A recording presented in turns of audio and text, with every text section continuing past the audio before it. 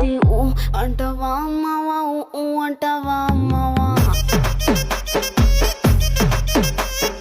ఊ అంటవా అమ్మవా ఊ అంటవా అమ్మవా తెల్ల తెల్లగుంటే ఒకడు తెల్ల కిందులవుతాడు